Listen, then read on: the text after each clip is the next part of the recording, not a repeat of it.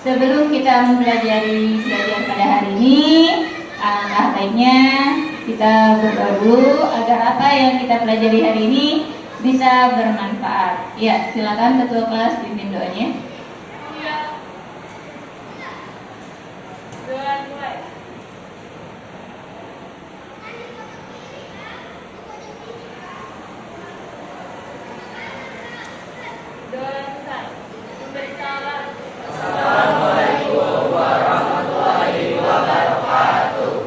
Waalaikumsalam warahmatullahi wabarakatuh. Nah, untuk membangkitkan rasa nasionalisme kalian, kita hari ini akan menyanyikan lagu dari Sabang sampai Merauke. Ya, silakan. Ya, silakan semuanya berdiri dulu. Sikap sempurna ya.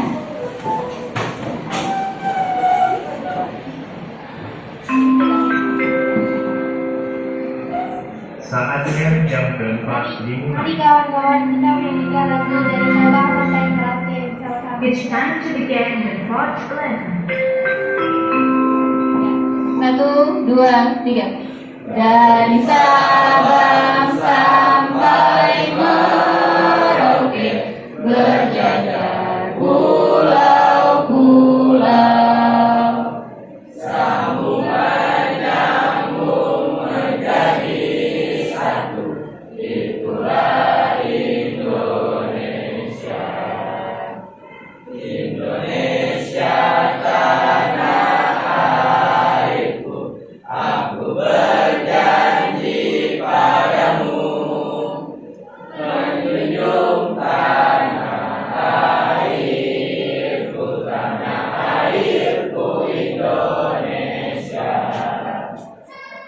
Silahkan duduk kembali.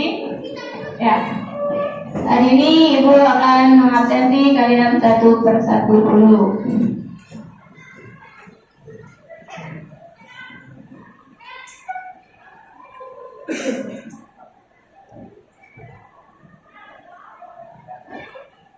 Adam, oke, Yahudi, Alfat, Alia, Anggi, Cantika, Dea, Haikal, Endang, Fahri, Febrinya, Felisa, Glarissa, Ibnu Hafiz, Jubair, Kartika Putri,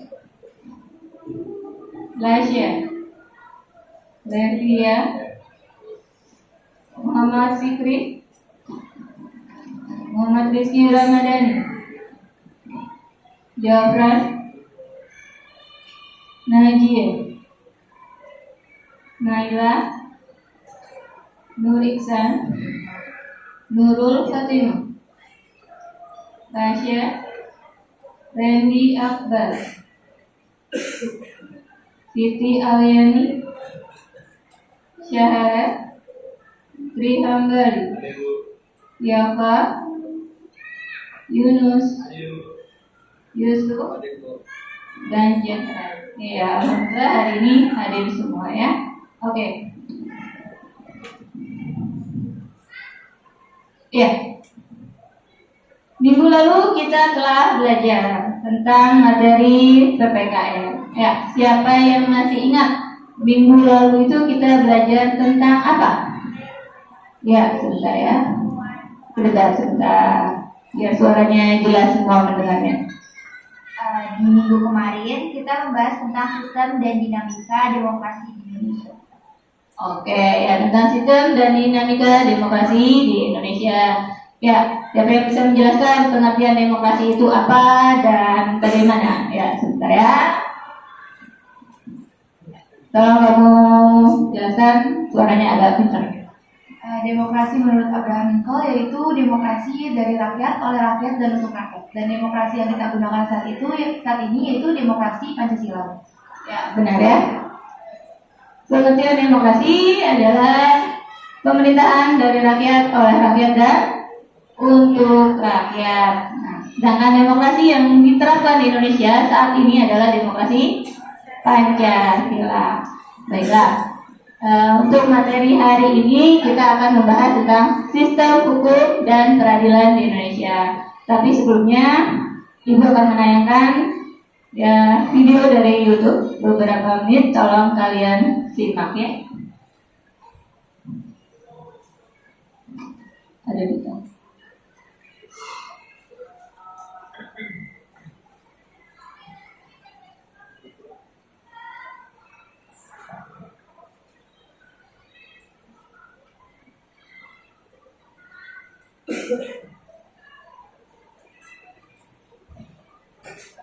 Sebentar lagi loading itu. Tolong nanti kalian perhatikan karena akan ada tugas yang kaitannya dengan video ini.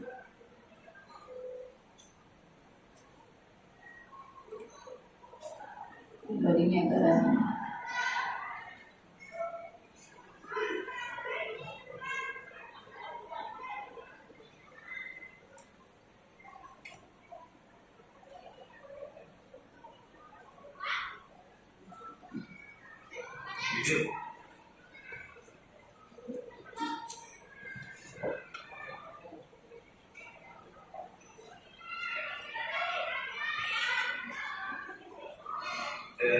Saya bicara dalam tugas oknum polisi yang baik itu, maksudnya polisi yang baik itu ya, juga mereka.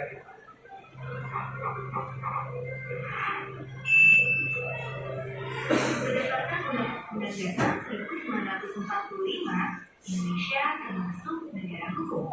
Maksudnya bahwa segala sesuatu permasalahan di Indonesia dapat diselesaikan dengan jalur hukum. Hal itu seperti yang tercantum dalam Undang-Undang Dasar 1945 pasal 28B ayat 1 yang bunyinya setiap orang berhak atas pengakuan, jaminan perlindungan dan kepastian hukum yang adil serta pengakuan yang sama di hadapan hukum.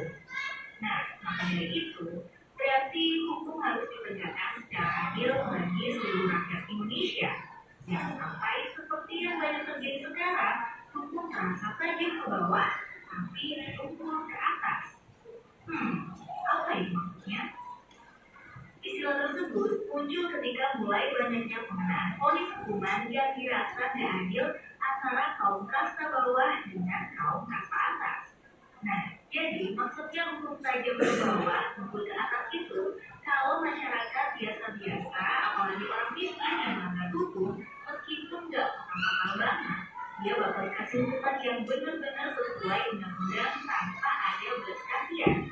Ya, kalau perlakuan ini juga diberlakukan terhadap orang kaya, apalagi pejabat sih, kalau tahu ya, masalahnya, giliran yang melanggar hukum itu orang kasta atas, apalagi pejabat, mereka tidak divonis hukuman yang setimpal. Mungkin karena orang-orang kaya atau pejabat itu bisa bayar ahli hukum alias pengacara ya. Jadi bisa minta dibela dengan bayaran banyak agar bagaimanapun caranya mereka bisa lolos dari hukuman atau dapat hukuman yang ringan.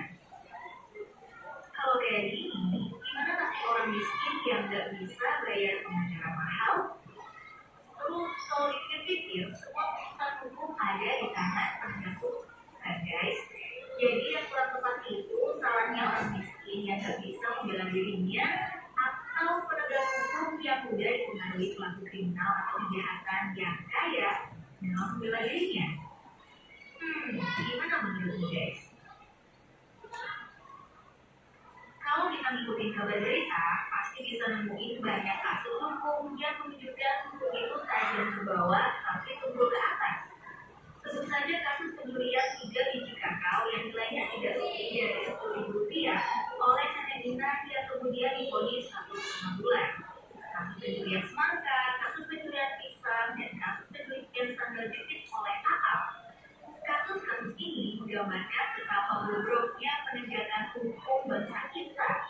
Banyak kasus korupsi yang sangat merugikan negara kita terlepas dari jeratan hukum. Mendapat hukuman ringan, bahkan para terpidana kasus korupsi mendapat fasilitas-fasilitas yang mewah di penjara. Nah, yang masih hangat nih, berita tentang korban salah tangkap yaitu 4 orang pengamen. untuk melakukan pembunuhan terhadap korban yang ditemukan tewas di bawah jembatan Cipuling. Mereka dipaksa mengaku bahwa mereka lah yang membunuh korban, kemudian ditahan hingga 3 tahun dan mendapatkan perlakuan kasar dari pihak kepolisian selama itu. Hingga pada akhirnya dibantu oleh lembaga bantuan hukum dan ternyata mereka tidak bersalah. Karena perlakuan dipaksa mengaku dan diperlakukan kasar di penjara, mereka mengajukan ganti rugi ke pengadilan. Namun sayangnya guys, gugatan mereka tidak dipenuhi. Makanya sih, gugatannya udah kadaluarsa. Pengajuan gugatan ini masih berlanjut sih, karena tetap ada pembelaan dari kuasa hukum pengamen tersebut dengan dasar pasal yang sama. Di satu sisi, gugatannya dinilai kadaluarsa karena menurut undang-undang maksimal diajukan 3 bulan setelah putusan atau vonis bersalah dan ternyata diajukan setelah 3 tahun. Di sisi lain, dengan penafsiran berbeda, undang-undang yang dimaksud ada kata atau 3 bulan setelah putusan vonis bersalah. Iya, oke. Dari video yang saya tayangkan barusan, yang durasinya 6 menit, ya. Kira-kira apa yang dapat kalian simpulkan dari video tersebut? Ya, oke. Dalam video tersebut dijelaskan bahwa negara Indonesia adalah negara hukum sesuai Undang-Undang Dasar 1945 pada pasal 1 ayat 3 dan dijelaskan pula pada pasal 28 di ayat 1 bahwa setiap orang berhak atas pengakuan jaminan perlindungan dan kepastian hukum yang adil serta perlakuan yang sama di hadapan hukum. Oke, bagus sekali ya jawabannya. Nah, selain itu, apalagi nih kesimpulan dari video tersebut? Ya, ayo, Nasya. Ya, silakan Nasya. Video tersebut dijelaskan bahwa hukum itu sangat ke bawah tapi ibu ke atas. Maksudnya rakyat kecil yang jika rakyat kecil melakukan pelanggaran hukum, hukumannya berat. Tapi bagi para kaum elit atau pejabat, mereka justru hukumannya lebih ringan. Ya, bagus. Kita beri tepuk tangan buat semua yang sudah menyiap pada hari ini. Oke, bagus semua ya. Nah, baiklah. Kita akan mulai masuk materi. Silakan kalian simak baik-baik. Oke. Mulai dari bab 3 yaitu Detil Sistem Hukum dan Peradilan di Indonesia. Kita akan mulai pembelajaran kali ini yaitu dengan menjelaskan tujuan pembelajaran kita pada hari ini ya. Ada beberapa tujuan pembelajaran di sini. Pertama, melalui tayangan PowerPoint, kalian atau peserta didik mensyukuri nilai-nilai dalam sistem hukum dan peradilan di Indonesia sesuai dengan UUD 45. Kemudian, peserta didik dapat menunjukkan sikap disiplin terhadap aturan sebagai cerminan sistem hukum. Ya, lanjut. Kemudian kita dapat peserta didik juga dapat menjelaskan makna hukum dengan tepat, dapat menguraikan klasifikasi hukum dengan baik, dan nanti melalui presentasi kelompok, peserta didik dapat menyajikan sistem hukum dan peradilan di Indonesia. Oke, kita mulai masuk materi yaitu tentang pengertian hukum menurut para ahli. Ya, di kelas 11 ini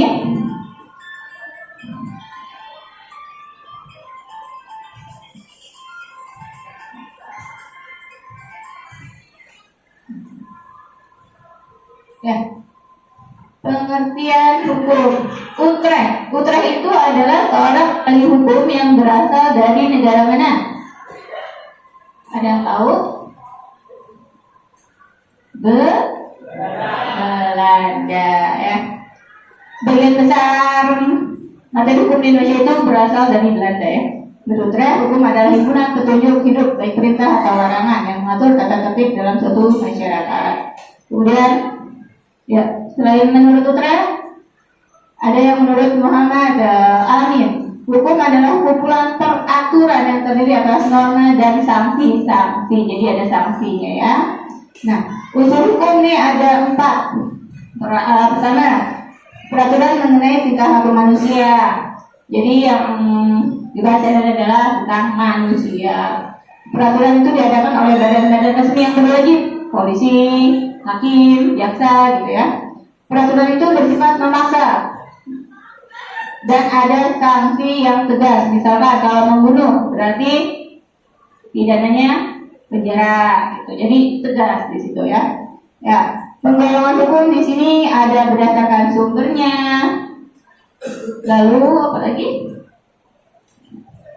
Berdasarkan tempat berlakunya. Berdasarkan tempat berlakunya ada 3, ada 4: hukum nasional, internasional, hukum asing, dan hukum gereja.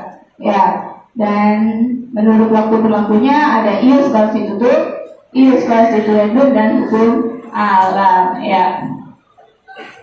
Dan cara mempertahankannya ada hukum material dan hukum formal. Oke. Beberapa minggu yang lalu kalian setelah saya bikin kelompok ya, nanti tolong duduk berdasarkan anggota kelompoknya masing-masing. Ya, satu kelompok terdiri dari 6 siswa. Ya, jadi sekarang silakan kalian atur duduk posisinya berdasarkan kelompok masing-masing. Ya, silakan mulai bekerja. Ya, atur posisi tempat duduknya.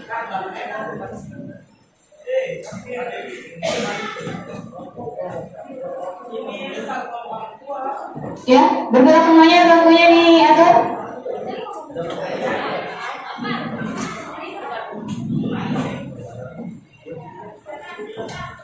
Ya, bangkunya juga diatur sesuai dengan kelompoknya masing-masing.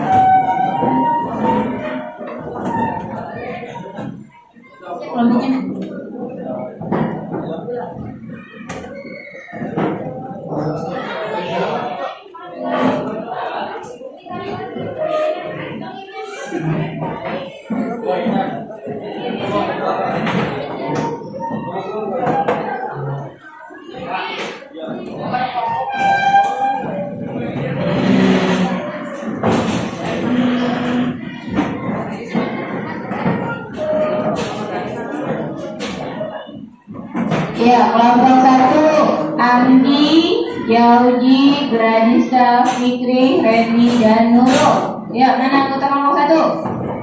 Mana lagi teman-temannya? Ayo gabung.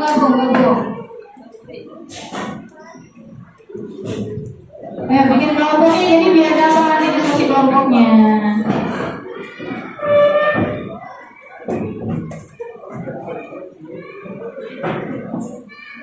Kelompok 2, mana kelompok 2? Cahara, Felicia, Ibnu, Rizky, Ambali, Naila, mana? Kelompok 2, oke, di belakang.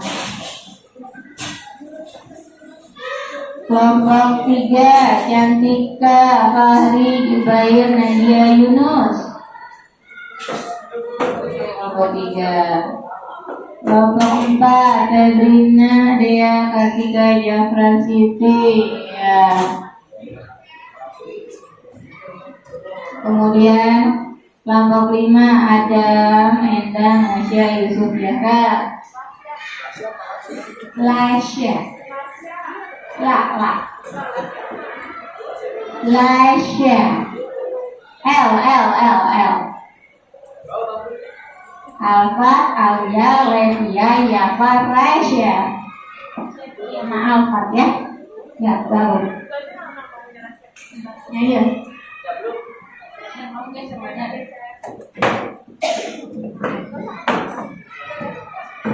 Oke. Nah, perhatikan tugas kelompok kalian. Ya, saya akan membagikan LKPD ya. Apa yang LKPD?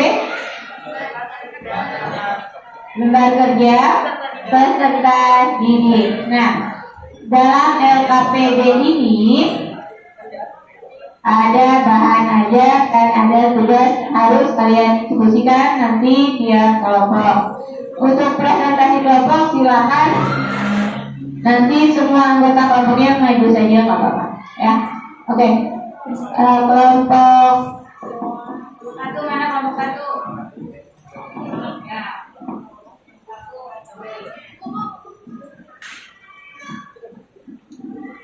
Kelompok dua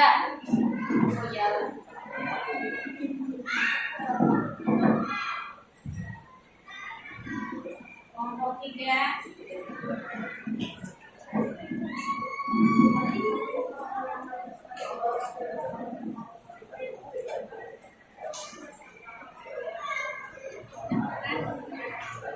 kelompok ya, boleh perwakilannya, boleh semuanya maju nggak?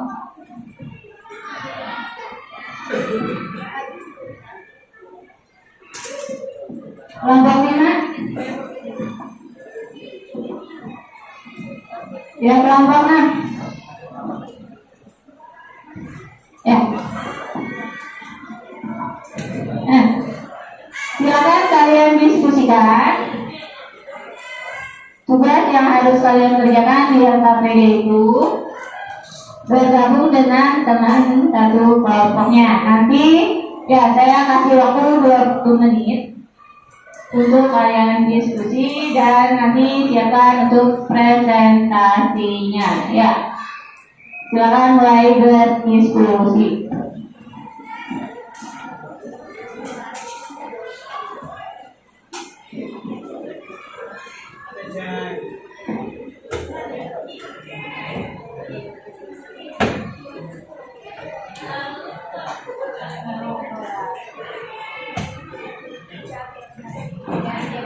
Boleh jadi dibuka, boleh. Nah, dari berbagai sumber. Ya, bantuin temennya. Jangan diem aja. Ya.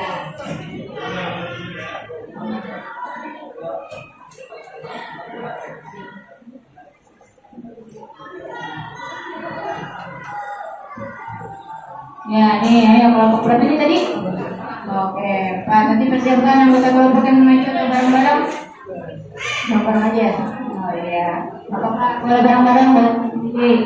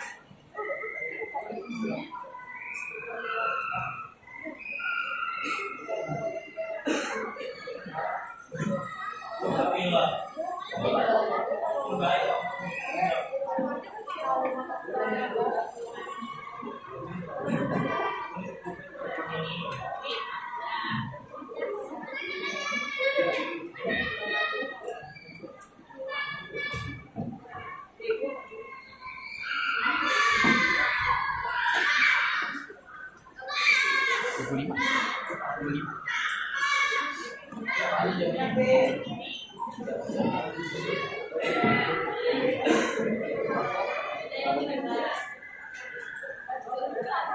Sudah siap semuanya buat presentasi? Siap ya. Siapkan pertanyaan buat nanti kelompok yang maju. Oke. Sekarang karena semua kelompok sudah siap, silakan untuk kelompok pertama dulu. Silakan maju. Mana kelompok 1, ayo. Bareng-bareng atau perwakilan? Perwakilan. Tapi sebutin nama temennya ya.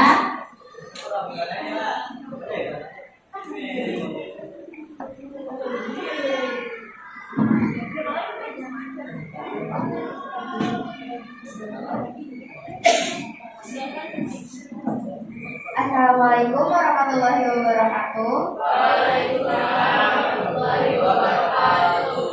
Kami dari kelompok 1 dengan perwakilan saya, Sita Hirani absen 6. Saya PC Kira Pranidya dari absen 13. Dengan anggota kelompok kami yang pertama ada Ahmad Jauzi, ada Nurul Fatimah, Redi Akbar, dan Muhammad Fikri. Di sini kami akan membahas 4 kasus. Kasus yang pertama yaitu kasus korupsi pertama KPK Abdullah Puteh. Mantan Gubernur Provinsi Nangro Aceh Darussalam atau NAD, Abdullah Puteh adalah kasus pertama sejak KPK dibentuk di Desember 2013 silam. Kasus ini menjadi sorotan karena menjadi kasus pertama yang disidangkan di Pengadilan Tindak Pidana Korupsi sekitar tahun 2004. Bahkan, kasus itu menjadi satu-satunya kasus yang disidangkan kali itu. Singkatnya, peran Puteh dalam kasus korupsi pembelian helikopter F-12 buatan Rusia mengantarkan kita ke penjara. Ia sebelumnya juga sempat mengajukan pra-peradilan di Pengadilan Negeri Jakarta Pusat lewat argumen yang dipakai saat itu adalah tidak sahnya penyidikan yang dilakukan KPK lantaran pengadilan tipikor saat itu belum terbentuk. Tepat 13 September 2015, Mahkamah Agung menolak kasasi yang diajukan oleh Puteh, namun menerima permohonan kasasi yang diajukan penuntut umum sekaligus membatalkan putusan Pengadilan Korupsi tingkat teknik nomor 1 TIK TPK 2005 PTIDKI tanggal 15 Juni 2005. Kasasi tersebut diajukan oleh keduanya namun dengan pertimbangan yang berbeda. Selanjutnya ada kasus yang kedua yaitu kasus anak SR dan gugatan kepolisian. Tindakan sewenang-wenang berujung penganiayaan aparat kepolisian saat menangani perkara anak usia 15 tahun. SR alias Koko cukup mencuri perhatian publik.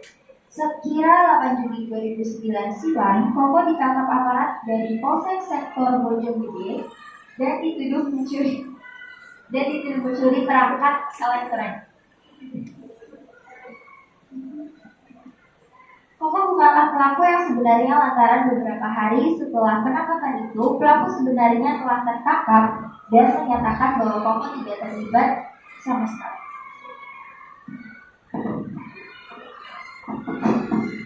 Beruntung putusan PN Cibinong nomor 2101 PIDB 2009 PNCBN pada 10 Agustus 2009 membebaskan Koko dari segala tuntutan jasa dan meminta agar memberikan hak-hak terdakwa secara kedudukan, harkat serta martabat. Putusan itu sempat mendapat perlawanan dari Kejari Cibinong dengan mengajukan kasasi. Hasilnya 20 Januari 2010 Hakim Agung menolak hasil tersebut. Koko dan keluarganya tidak tinggal diam atas apa yang terjadi. Melalui LBH Jakarta pada 29 Februari 2012, keluarga Koko menggugat secara perdana ke PN Cibinong. Sebagai catatan, gugatan perdana kepada pihak kepolisian merupakan yang pertama kali. Sayangnya, PN Cibinong melewati putusan nomor 36 PDPD 2012 NCBN menolak gugatan tersebut. Namun, langkah berani dan pertama tersebut menjadi presiden ketika kepolisian melakukan tindakan sewenang-wenang saat menangkap.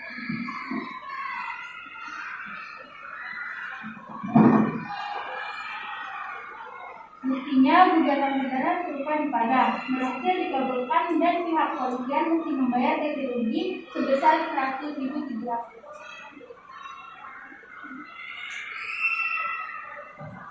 Selanjutnya ada kasus ketiga yaitu kemenangan Prita Mulyasari. Sekian dari kaum kami, kurang lebihnya mohon maaf. Assalamualaikum warahmatullahi wabarakatuh. Ada yang mau ditanyakan? Oke, boleh Endang dulu. Nama dan dari kelompok berapa?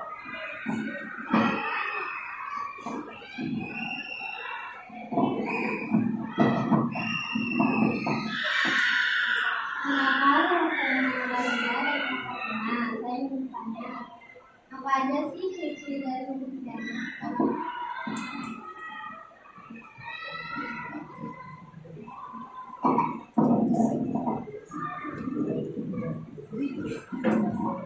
Saya Muhammad Fatimah dari absen 25 ingin menjawab pertanyaan dari Endang. Ciri-ciri hukum pidana itu yang pertama ada mengatur hubungan antara anggota masyarakat dengan negara. Yang kedua itu mengatur hal-hal yang berupa pelanggaran dan kejahatan. Yang ketiga, meskipun pengadilan korban akan tetap diambil tindakan oleh pengadilan. Gimana Endang jelas?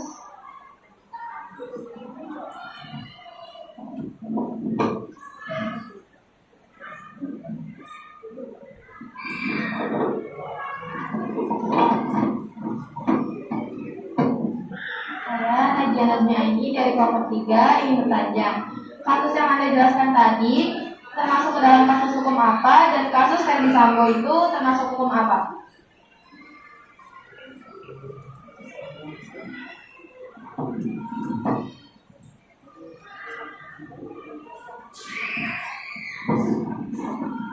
Izin menjawab pertanyaan dari Nadia kelompok 3. Kasus-kasus yang tadi Nadia sebutkan itu termasuk ke dalam kasus hukum pidana.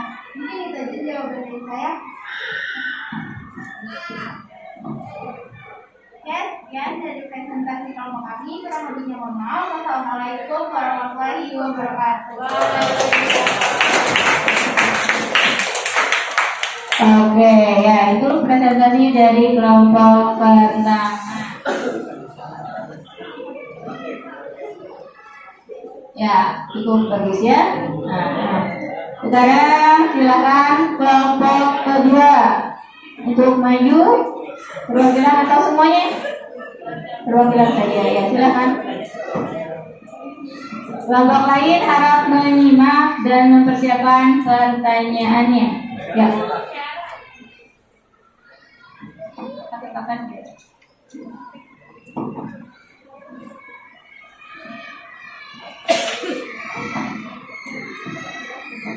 Assalamualaikum warahmatullahi wabarakatuh. Kami perwakilan dari kelompok 2 dengan saya Syara Aulia Berliati,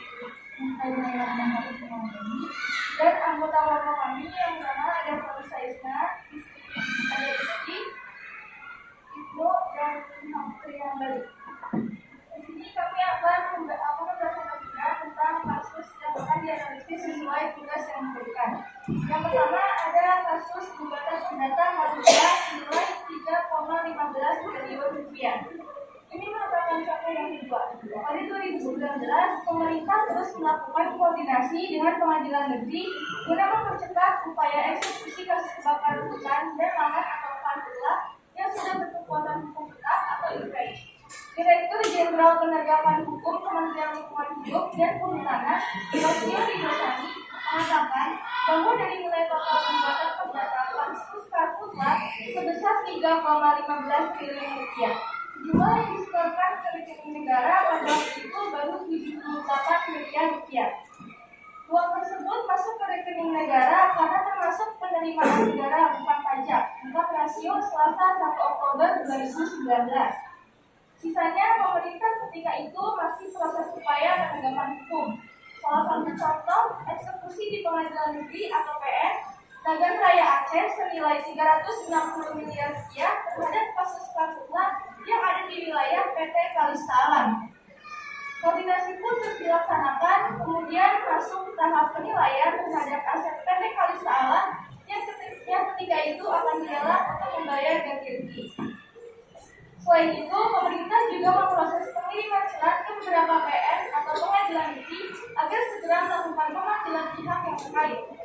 Ada 7 surat yang sudah kami kirimkan ke pengadilan. Artinya ada 7 perusahaan harus membayar ganti rugi ini, bukan rasio. Rasio menjelaskan, ketika itu ada 9 perusahaan yang ditetapkan sebagai tersangka dalam kasus KPK oleh pemerintah melalui KLHK setelah Pilpres berdasarkan putusan pengadilan.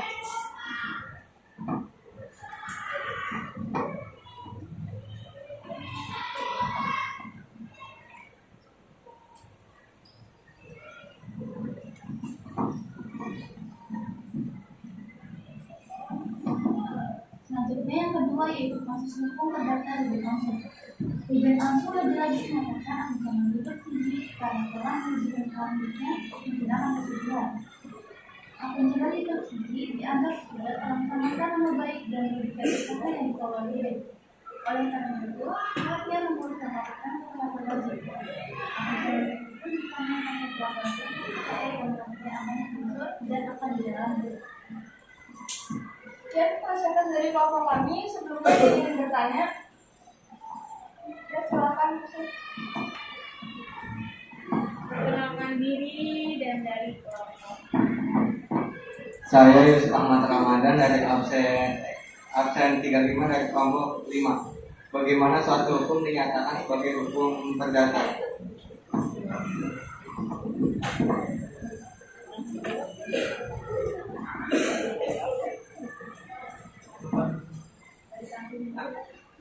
Selanjutnya ada yang ingin bertanya lagi?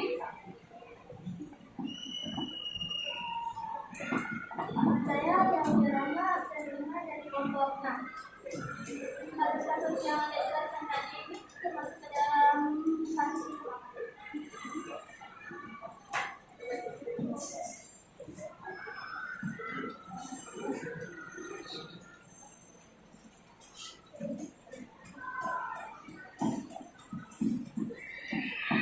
Yang pertama saya akan menjawab pertanyaan dari Yusuf.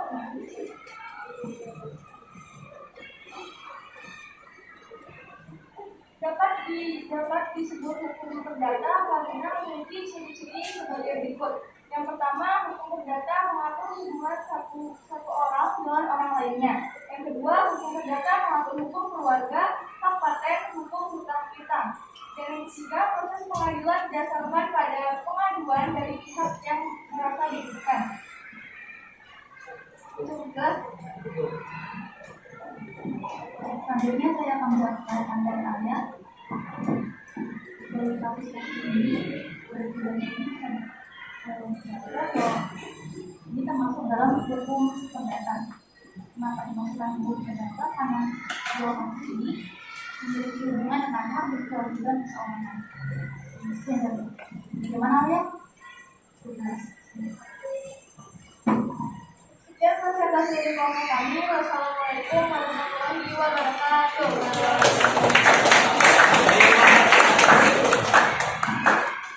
Ya, silakan dulu perwakilan kelompok 2. Masih ada 4 kelompok lagi. Silakan kelompok 3.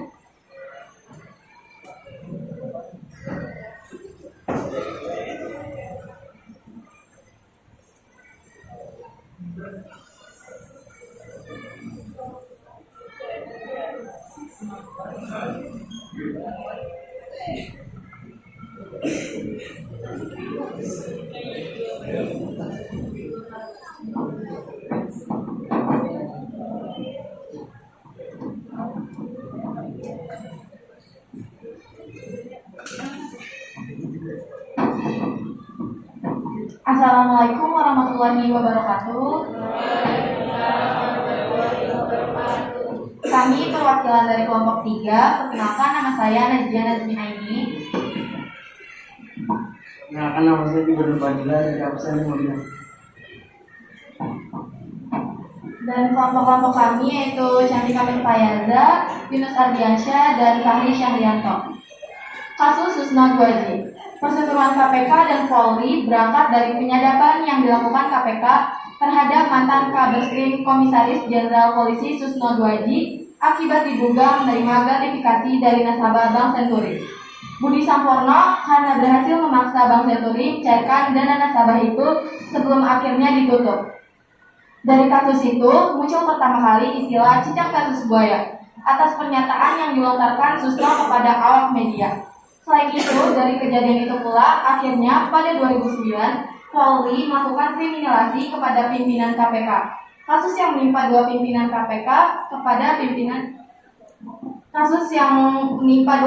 KPK Chandra M. Hamzah dan Bibit Samad Rianto menjadi skandal hukum terbesar saat itu. Kasus itu berangkat dari rekaman percakapan Anggodo Wijojo dengan sejumlah orang. Mereka yang digugat terekam suaranya adalah mantan Jaksa Agung Muda Intelijen atau Jamintel, Wisnu Subroto, anggota Lembaga Perlindungan Saksi Korban LPSK I Ketut Sidiharsa, dan beberapa penyidik Mabes Polri. Sedangkan nama Kabreskrim Susno Duaji, Wakil Jaksa Agung Abdul Hakim Ritonga, sampai Presiden Susilo Bambang Yudhoyono sempat tersebut dalam ketetapan itu. Akibat It's time to have first break. Anggodo merupakan adik tersangka buron korupsi Sistem Komunikasi Radio Terpadu atau SKRT Departemen Anggodo Wijojo. Kasus ini sempat diselidiki oleh kepolisian dan kemudian dilimpahkan ke Kejaksaan Agung. Namun karena alasan sosiologis, Kejaksaan Agung menghentikan perkara ini dengan menerbitkan surat ketetapan penghentian penuntutan SKPP. Saat terima dengan terbitnya SKPP itu, Anggodo Wijojo selaku pihak ketiga yang berkepentingan dalam posisinya sebagai pelapor dengan tindak pidana Bibi Chandra mengajukan pra-peradilan ke Pengadilan Negeri Jakarta Selatan. Majelis Hakim mengabulkan pra-peradilan tersebut dan menyatakan penuntutan Bibi Chandra harus diteruskan. Putusan ini dikuatkan oleh Pengadilan Tinggi DKI Jakarta, lalu pihak Kejagung mengajukan PK terhadap putusan itu.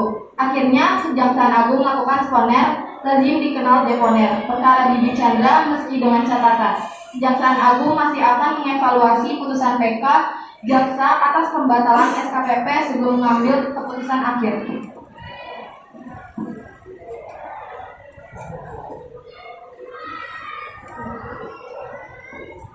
Rekening gelut garis kampungan. Hanya Susno Duaji tentang dugaan mafia dalam kasus garis kampungan, pegawai pajak yang disangka melakukan korupsi, pengelapan, dan pencucian uang. Ketika disidangkan di PN Tangerang, pasal tentang korupsi tak ada dalam surat dakwaan. Majelis Hakim pun membebaskan garis-garis segala dakwaan. Untuk diketahui, garis terjerat dalam 4 kasus yang berbeda, antara lain gratifikasi, pengelapan, dan pencucian uang. Dia juga diganjar hukuman karena menggelapkan pajak. Lalu perkara korupsi yang melibatkan sejumlah perwira Polri, diantaranya Komandan Susno Duaji, ditambah lagi hukuman penjara penggelapan paspor di PN Tangerang. Kasus Inspektur Jenderal Polisi Joko Susilo, kasus yang menimpa bekas pada lalu lintas Polri ini banyak dikutip setelah calon Kapolri Budi Gunawan ditetapkan sebagai tersangka. Serupa dengan Gunawan, Joko Susilo terjebak lantaran kasus korupsi dalam proyek simulator ujian surat izin mengemudi itu sempat melawan KPK dan kemudian memicu perang cicak KS Buaya Jilid 2. Sekian presentasi dari kelompok kami. Wassalamualaikum warahmatullahi wabarakatuh.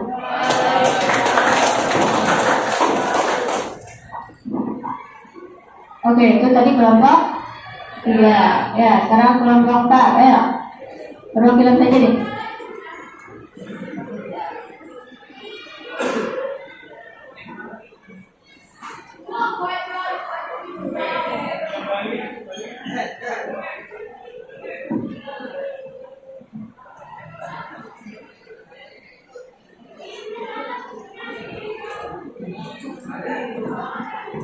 Assalamualaikum warahmatullahi wabarakatuh.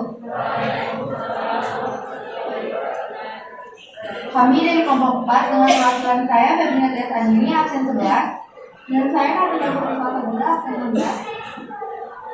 Pertama itu ada kasus mantan ketua MK Akil Mukhtar.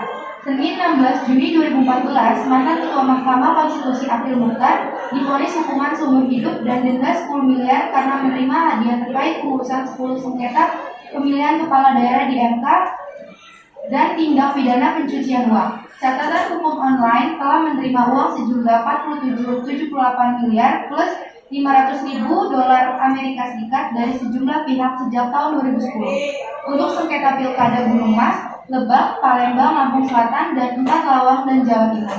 Selain itu, pilkada Buton, Morotai, dan Tapanuli Selatan.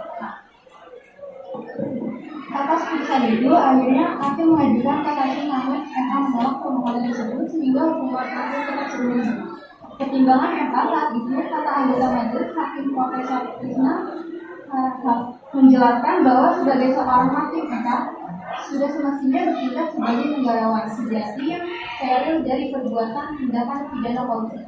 Selain itu, Karir sebagai ketua MK juga berakhir setelah Majelis Kehormatan Hakim Konstitusi MKK menjatuhkan sanksi berat pemberhentian tidak dengan hormat alias dipecat. Karena melanggar beberapa prinsip etika yang tertuang dalam peraturan MK nomor 9 PMK 2006 tentang pemberlakuan deklarasi kode etik dan perilaku hakim konstitusi sejak 11 November 2013.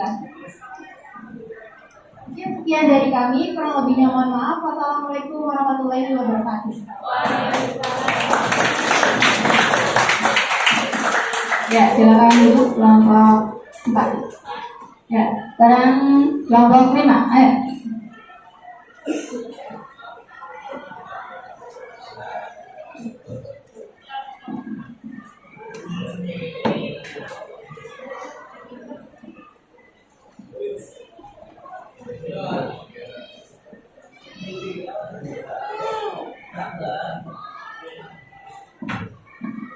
Assalamualaikum warahmatullahi wabarakatuh.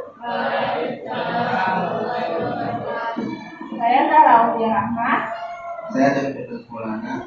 Kami kedua perwakilan dari kelompok 5 dan mereka kami yang pertama dari Yusuf Ahmad, terus ada Lasya Nadia dan Ega Nurah juga. Kami sini akan membahas kasus yang pertama ada skandal petinggi Partai Demokrat Nazarudin ditangkap saat menjabat bendahara umum Partai Demokrat. Dia terjerat kasus suap proyek Wisma Atlet setelah sempat melarikan diri. Nazarudin akhirnya dibekuk di Cartagena, Kolombia. Dalam pengembangan kasusnya, pria yang kemudian divonis 7 tahun penjara ini ikut menyeret nama-nama yang terlibat. Salah satunya Ketua Umum Partai Demokrat kala itu Anas Urbaningrum. Penangkapan terhadap Anas antara lain berhasil berkat kiannya Nazarudin. Anas divonis 8 tahun penjara oleh pengadilan. Lalu yang kedua ada kartel SMS KPPU. Masih ingat saat masih dikenakan SMS sebesar Rp350 saat berhenti pesan.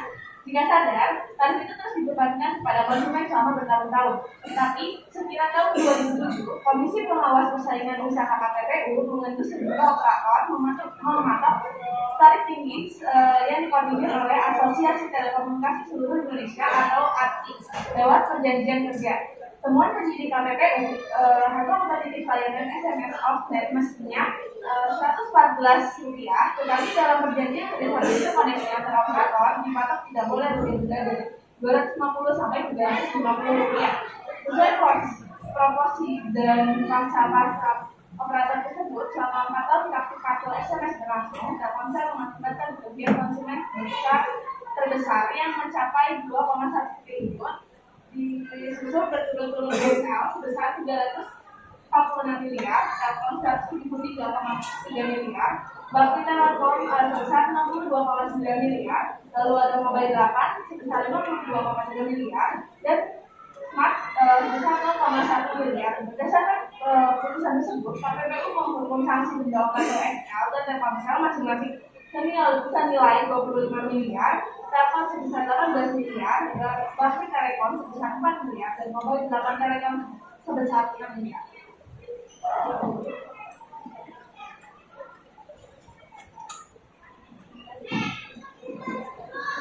Yang terakhir adalah atas satu efek.